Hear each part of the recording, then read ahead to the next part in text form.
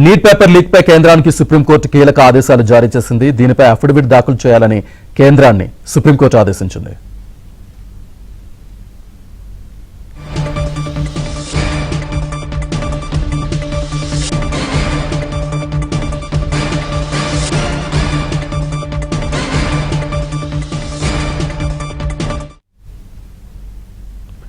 Neat paper leak పై కేంద్రానికి supreme court కీలక ఆదేశాలు జారీ చేసింది.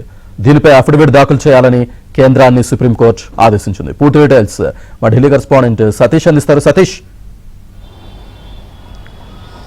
శ్రీనివాస్, నీట్ పేపర్ లీకేజ్ కేసుపై సుప్రీంకోర్టులో సుదీర్ఘ విచారణలు కొనసాగాయి. ఇప్పటికే నీట్ ఎగ్జామ్ ని మే 3వ తేదీన నిర్వహించారు. మే 3వ తేదీన నిర్వహించిన ఎగ్జామ్ అనంతరం కూడా దాదాపు మే 11వ తేదీన పరీక్ష రద్దు చేస్తున్నట్టు కూడా నేషనల్ టెస్టింగ్ ఏజెన్సీ ఒక కీలక ప్రకటన చేసింది.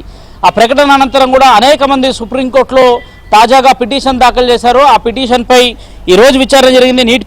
నీట్ పరీక్ష నిర్వహణ తీరుపై అఫిడవిట్ దాఖలు చేయాలని కేంద్ర ప్రభుత్వానికి సుప్రీంకోర్టు స్పష్టమైన ఆదేశాలను జారీ చేసింది. మరోవైపు 6 వారాల్లోగా అంటే జూలై 2వ తేదీలోగా కూడా అఫిడవిట్ దాఖలు చేయాల్సిందిగా స్పష్టమైన ఆదేశాలను జారీ చేసిన నేపథ్యం ప్రధాని మోదీ నీట్ పేపర్ లీకేజ్ వ్యవహారాన్ని పర్యవేక్షిస్తున్నారని సుప్రీంకోర్టుకు కేంద్ర ప్రభుత్వ తరపు న్యాయవాది స్పష్టం చేయడం జరిగింది. అయితే ఇప్పటికే 2024 సంవత్సరంలో కూడా బీహార్లో నాటి సందర్భంలో నీట్ పరీక్ష జరిగిన సందర్భంలో కూడా నీట్ పేపర్ సోషల్ మీడియాలో చక్కర్లు కొట్టడం, వాట్సాప్ గ్రూపుల్లో పేపర్ తిరిగిన తీరును చూసాం. నాటి సందర్భంలో సుప్రీంకోర్టు కొన్ని కీలక కామెంట్లు చేసింది. నేషనల్ టెస్టింగ్ ఏజెన్సీ కనీసం ఇప్పటికే పరీక్ష నిర్వహణ కూడా చేయలేకపోతుందా అని జరిగిన సందర్భాన్ని చూసాం. తాజాగా ఏడాది గడవక ముందే మరోసారి నీట్ పేపర్ లీక్ కేసు జరిగిందని చెప్పాల్సి ఉంటుంది. దాదాపు ఈ నీట్ పేపర్ లీక్ కేసుకు సంబంధించి ఇప్పటి వరకు 13 మందిని సిబిఐ అధికారికంగా అరెస్ట్ చేసింది. వారందరినీ కూడా విచారిస్తుంది. అనేక మంది వివిధ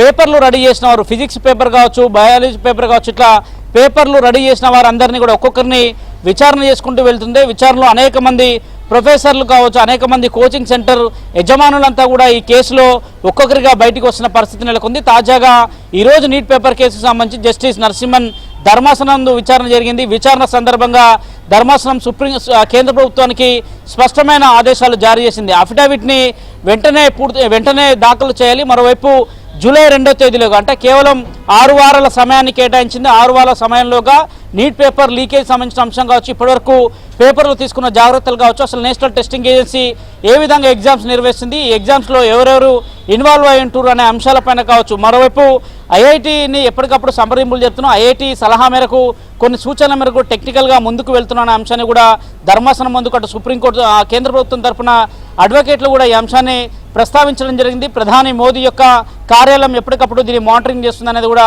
స్పష్టంగా చెప్తున్నాం. మరోవైపు నేషనల్ టెస్టింగ్ ఏజెన్సీ ఎగ్జామ్స్కి సంబంధించి జూన్ 21వ తేదీన పరీక్ష నిర్వహిస్తున్నట్టు రీ ఎగ్జామ్ని కండక్ట్ చేస్తున్నట్టు ఇప్పటికే కేంద్ర ప్రభుత్వం కూడా కీలక ప్రకటన చేసింది. శ్రీనివాస్.